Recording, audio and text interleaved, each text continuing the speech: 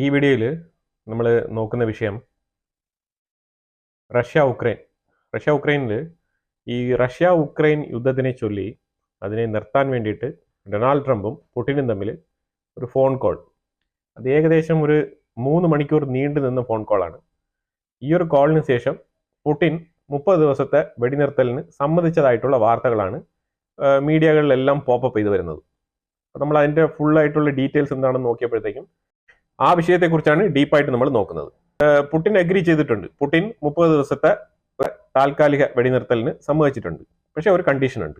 അപ്പോൾ ഏറ്റവും കൂടുതൽ ട്രംപ് ഈ ഒരു വെടിനിർത്തൽ ചർച്ച, അതായത് 30 ദിവസമെങ്കിൽ 30 ദിവസം അറ്റ്ലീസ്റ്റ് നിങ്ങൾ സമ്മതിച്ചു കഴിഞ്ഞാൽ ബാക്കിയുള്ള കാര്യങ്ങൾ നമുക്ക് മുന്നോട്ട് കൊണ്ടുപോകാൻ കഴിയൂ എന്നുള്ള രീതിയിൽ വളരെ പറഞ്ഞു കഴിഞ്ഞാൽ ഈ രീതിയിൽ ഒരു അമേരിക്കൻ പ്രസിഡന്റ് ഇത്രയും ഡീപ്പായിട്ട് ഇറങ്ങിച്ചെന്ന് റഷ്യ എടുത്ത് സംസാരിച്ച ഒരു പ്രസിഡന്റ് ഡൊണാൾഡ് ട്രംപ് മാത്രമായിരിക്കും.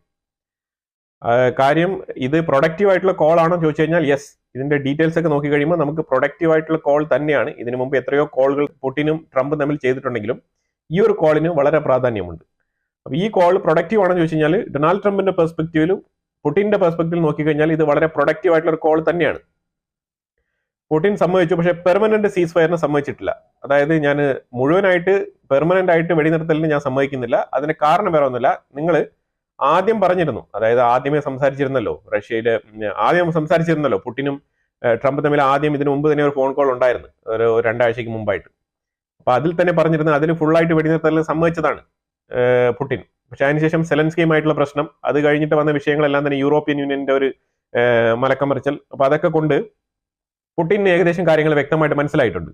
അപ്പൊ പുടിൻ ഇത്തവണ ഈ ഒരു പെർമനന്റ് സീസ് ഫയറിന്റെ കാര്യം സംസാരിച്ചപ്പോഴത്തേക്കും പറഞ്ഞ വിഷയം എന്ന് പറഞ്ഞാൽ ഇതാണ്: നിങ്ങൾ ഉക്രൈനിന് ഒരുപാട് ആൾക്കാർ സഹായം കൊടുക്കുന്നുണ്ട്, അതും പ്രത്യേകിച്ച് ആയുധങ്ങൾ കൊടുത്ത് സഹായം ചെയ്യുന്നുണ്ട്. ഇപ്പൊ ഈ ഒരു ആയുധങ്ങൾ കൊടുത്ത് സഹായം ചെയ്യുന്ന കാര്യങ്ങളൊക്കെ നിർത്തി കഴിഞ്ഞാൽ അവര് ഒഫീഷ്യലി ഒരു സ്റ്റേറ്റ്മെന്റ് പുറപ്പെടുവിച്ചാൽ മതി, ഞങ്ങൾ ഇനി ആയുധം കൊടുക്കുന്നില്ല എന്നുള്ള രീതിയിൽ, വെടിനിർത്തലിന് സമ്മതമാണ്, വെടിനിർത്തലിന് ഒരു പീസ് കരാർ വെക്കുന്നതിന്റെ ഭാഗമായിട്ട് ഞങ്ങൾ ഇനി ഉക്രൈനിന് ഇനി സപ്ലൈസ് ഒന്നും ചെയ്യുന്നില്ല എന്ന് പറഞ്ഞു കഴിഞ്ഞാൽ മതി, ഞാൻ നടത്തിക്കോളാം എന്നാണ് പറഞ്ഞത്. പുള്ളി പറഞ്ഞ രാജ്യങ്ങൾ വളരെ വ്യക്തമാണ്. അങ്ങനെ ഒരു കൂട്ടം ആൾക്കാർ ഉക്രൈനെ ചുറ്റിപ്പറ്റി ആയുധങ്ങൾ കൊടുക്കാനും റഷ്യക്കെതിരെ ആക്രമണം നടത്താനും ഇരിക്കുന്ന പക്ഷത്തിൽ ഞാൻ എങ്ങനെയാണ് നിർത്തുക? ഞാൻ നിർത്തിക്കഴിഞ്ഞാൽ ഇവർ തുടരെ ആക്രമണം ചെയ്യത്തില്ലേ എന്നുള്ള ചോദ്യമാണ്. വളരെ വാലിഡ് ആയിട്ടുള്ള ക്വസ്റ്റ്യൻ ആണ് ചോദിച്ചത്. അതിന് ഡൊണാൾഡ് ട്രംപിന്റെ പക്കൽ ഉത്തരമില്ല എന്നുള്ളതാണ്. അതുകൊണ്ട് തന്നെ ചർച്ചകൾ മുന്നോട്ട് പോയി. അപ്പോൾ തൽക്കാലം ഞാനൊരു കാര്യം ചെയ്യാം, പുടിന് ഒരു ഓപ്ഷൻ കൊടുത്തിട്ടുണ്ട്. അതായത് ഉക്രൈന്റെ മേലുള്ള പവർ ഗ്രിഡുകൾ, പവർ ഇൻഫ്രാസ്ട്രക്ചർ ഇതെല്ലാം ആക്രമിക്കുന്നത് ഞാൻ നിർത്താം. മിലിറ്ററി ഓപ്പറേഷൻസ് ഉണ്ടാവും, പക്ഷെ അതിലുപരിയായിട്ട് ഈ വക ക്രിട്ടിക്കൽ ഇൻഫ്രാസ്ട്രക്ചർ അറ്റാക്ക് ചെയ്യുന്നുണ്ടല്ലോ, അതിൽ നിന്നും ഒഴിഞ്ഞു നിൽക്കാം എന്നാണ് പറഞ്ഞിരിക്കുന്നത്. 30 ദിവസത്തേക്ക്, തൽക്കാലം 30 ദിവസത്തേക്ക് വെടിനിർത്തലിന് പുടിൻ സമ്മതിച്ചു എന്നുള്ള നിലയിൽ ഇങ്ങനെ വാർത്തകൾ പോപ്പപ്പ് ചെയ്ത് വരുന്നത്.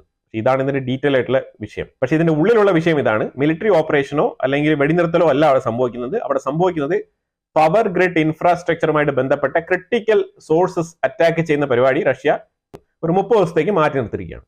അതാണ് സംഭവം.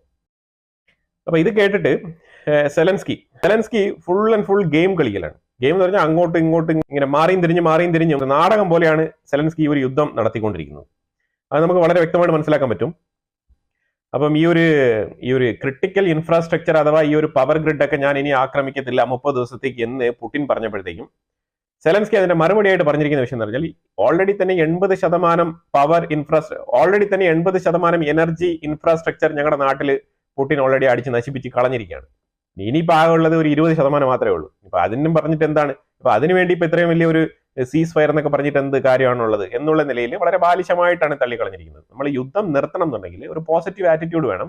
ആ പോസിറ്റീവ് ആറ്റിറ്റ്യൂഡ് സെലൻസ്കിയുടെ ഭാഗത്ത് നിന്ന് വരുന്നില്ല എന്നുള്ളതാണ് മനസ്സിലാക്കേണ്ടത്. പിന്നെ ഈ ഒരു ഫോൺ കോൺവെർസേഷൻ കഴിഞ്ഞിട്ട് ഡൊണാൾഡ് ട്രംപ് ഒരു പ്രസ്താവന പറഞ്ഞിട്ടുണ്ടായിരുന്നു.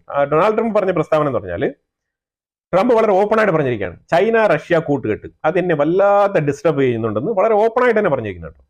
ചൈന റഷ്യ കൂട്ടുകെട്ട് ഞാൻ ഇഷ്ടപ്പെടുന്നില്ല എന്ന് വളരെ തുറന്നു തന്നെ ഓപ്പൺ ആയിട്ട് പറഞ്ഞിരിക്കുകയാണ്. റഷ്യയോട് ഏറ്റവും കൂടുതൽ വെറുപ്പ് കാണിക്കേണ്ടതും വിദ്വേഷം കാണിക്കേണ്ടതും ഒരുപാട് സാങ്ഷൻസ് ഒക്കെ ഞങ്ങൾ അപ്ലൈ ചെയ്തിരിക്കുന്ന ഒരു രാജ്യമാണ് റഷ്യ. അപ്പൊ ആ രാജ്യത്തിനോട് ഞാനിപ്പോ ഈ രീതിയിലുള്ള അയവ് കാണിച്ച് മുന്നോട്ട് പോകണമെന്നുണ്ടെങ്കിൽ നമ്മളൊരു വേൾഡ് പീസിന് വേണ്ടി ശ്രമിക്കുമ്പോഴത്തേക്ക് പല കാര്യങ്ങളും നമുക്ക് മറന്നുകൊണ്ട് ഓവർകം ചെയ്ത് പോകേണ്ടി വരും. അപ്പൊ ആ ഒരു കാലഘട്ടത്തിലാണ് നമ്മളിപ്പോ മുന്നോട്ട് നീങ്ങുന്നത്. അപ്പൊ ഒരുപാട് സ്ഥലങ്ങൾ, അത് പല സൈഡുകളിൽ നിന്നുള്ള വാർ എസ്കലേറ്റ് ചെയ്യുന്നതിലുപരിയായിട്ട് എവിടെയെങ്കിലൊക്കെ ഒരു വാർ അവസാനിപ്പിക്കാൻ പറ്റുമെങ്കിൽ അതാണ് നമ്മൾ ഏറ്റവും കൂടുതൽ ശ്രമിക്കേണ്ടത് എന്നുള്ള നിലയിലാണ് ട്രംപ് ഇത് പറഞ്ഞു വെച്ചിരിക്കുന്നത്.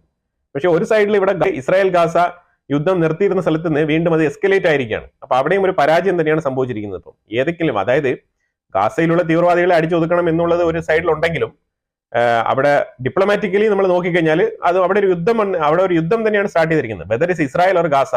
പക്ഷെ അവിടെ ഒരു യുദ്ധം സ്റ്റാർട്ട് ചെയ്തിട്ടുണ്ട്, വീണ്ടും സീസ് ഫയർ റദ്ദാക്കിയിട്ട് അവിടെ യുദ്ധം റീസ്റ്റാർട്ട് ചെയ്തിരിക്കുകയാണ്. അപ്പൊ അവിടെ ഒരു പരാജയമായിട്ട് തന്നെയാണ് കണക്കാക്കാൻ പറ്റുന്നത്. അതുപോലെ തന്നെ റഷ്യ ഉക്രൈൻ വാർ ഞാൻ നിർത്തും എന്ന് പറഞ്ഞിട്ട് ഇതുവരെ അതിലേക്ക് ഒരു പോസിറ്റീവ് നോട്ട് പോലും കൂട്ടിച്ചേർക്കാൻ പറ്റിയിട്ടില്ല. അങ്ങോട്ടും ഇങ്ങോട്ടും ഫോൺ കോൾ, സംസാരം, കോൺവെർസേഷൻസ് ഇതൊക്കെ നടക്കുന്നുണ്ടെങ്കിലും ഒരു സ്റ്റെപ്പ് പോലും മുന്നോട്ട് വെച്ചിട്ട് അത് നിർത്താനുള്ള ഒരു സാഹചര്യം ഇതുവരെ ഒരുങ്ങിയിട്ടില്ല. അപ്പൊ ഇതൊക്കെ ഡൊണാൾഡ് ട്രംപിന്റെ ഇലക്ഷന്റെ സമയത്ത് കൊടുത്ത വാഗ്ദാനങ്ങളിൽപ്പെട്ട കാര്യങ്ങളാണ്. അപ്പൊ അതൊക്കെ മുന്നിൽ നിൽക്കുകയാണ്. അപ്പൊ അതിനുവേണ്ടി തന്നെയാണ്. പക്ഷേ സക്സസ് റേറ്റ് വരുന്നില്ല എന്നുള്ളതാണ് നമ്മൾ ഇതിനകത്ത് മനസ്സിലാക്കുന്നത്. കാരണം വേറെ ഒന്നുമില്ല, ഇതിന്റെ യഥാർത്ഥ കൾപ്രിറ്റുകൾ അവസാനം വരുന്നുണ്ട്.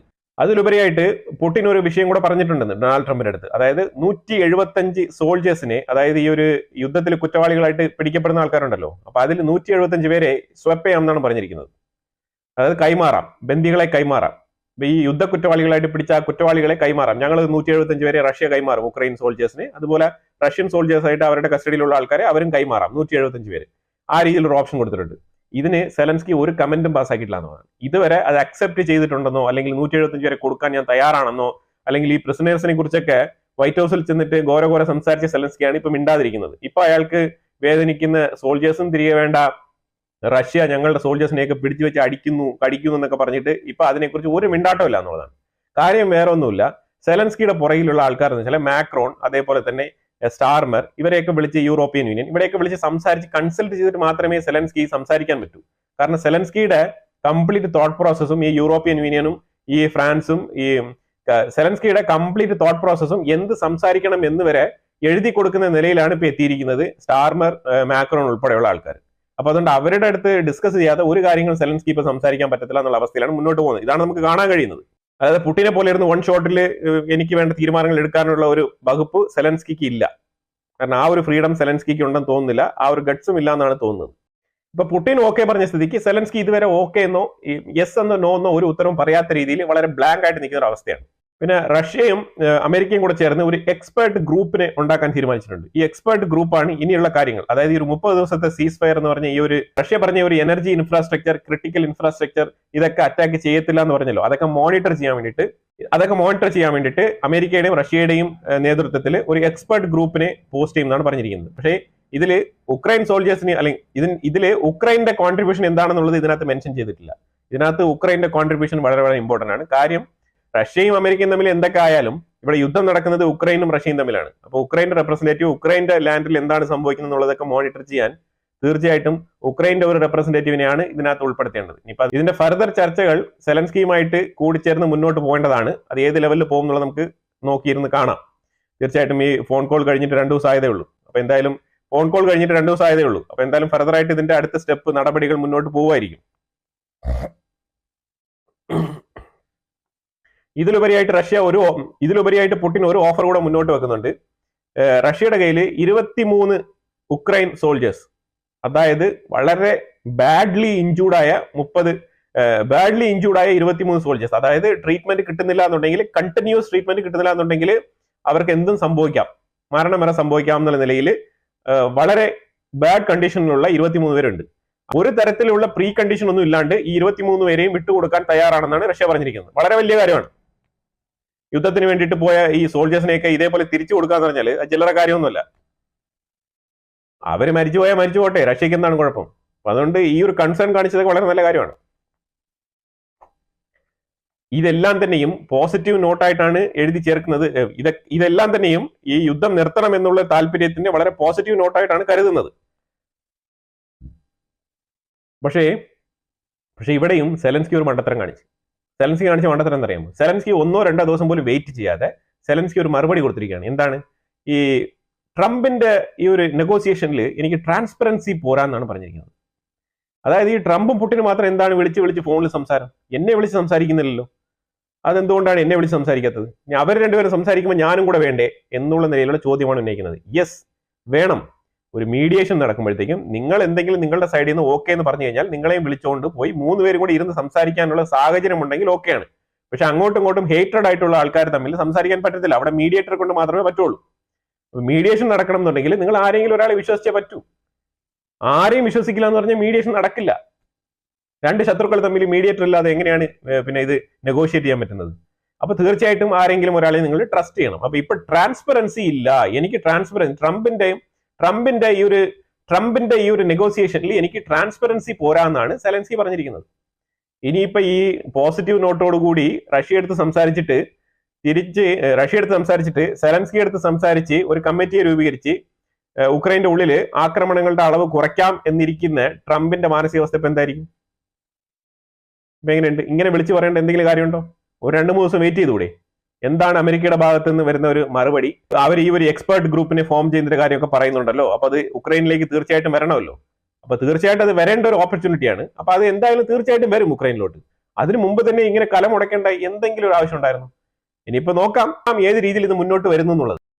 ഈ ഒരു സാഹചര്യത്തിലും ഉക്രൈൻ നല്ല രീതിയിൽ ആക്രമണം റഷ്യ എടുത്ത് മേടിച്ചു കൂട്ടുന്നുണ്ട്. അതേപോലെ ഉക്രൈൻ ചെറുത്ത് നിൽക്കാനും ശ്രമിക്കുന്നുണ്ട്. ഒരുപാട് അറ്റാക്കുകൾ അങ്ങോട്ട് നടക്കുന്നുണ്ട്. ഇന്നലെ വരെ 54 ഡ്രോൺ റഷ്യക്കെതിരെ ഉക്രൈൻ അയച്ചിട്ടുണ്ടായിരുന്നു. ആ 54 തന്നെ റഷ്യ ഡൗൺ ചെയ്തിട്ടുണ്ട്. അപ്പൊ ഈ രീതിയിൽ ആക്രമണം നല്ല രീതിയിൽ ശക്തമായിട്ട്, പക്ഷെ റഷ്യ നല്ല രീതിയിൽ ശക്തമായി തിരിച്ചടിക്കുന്നുണ്ട്. രാത്രി സമയങ്ങളിലാണ് കട്ടയ്ക്ക് അറ്റാക്ക് നടക്കുന്നത്. അപ്പൊ അങ്ങനെ ഒരുപാട് മരണങ്ങൾ സംഭവിക്കുന്നുണ്ട്. കാര്യങ്ങൾ അത്ര നല്ല രീതിയിലല്ല. കൈവിട്ട കളിയാണ് സെലൻസ്കി കളിച്ചുകൊണ്ടിരിക്കുന്നത്. പക്ഷെ എന്നാലും നിർത്താൻ വയ്യ. അതാണ് സംഭവം.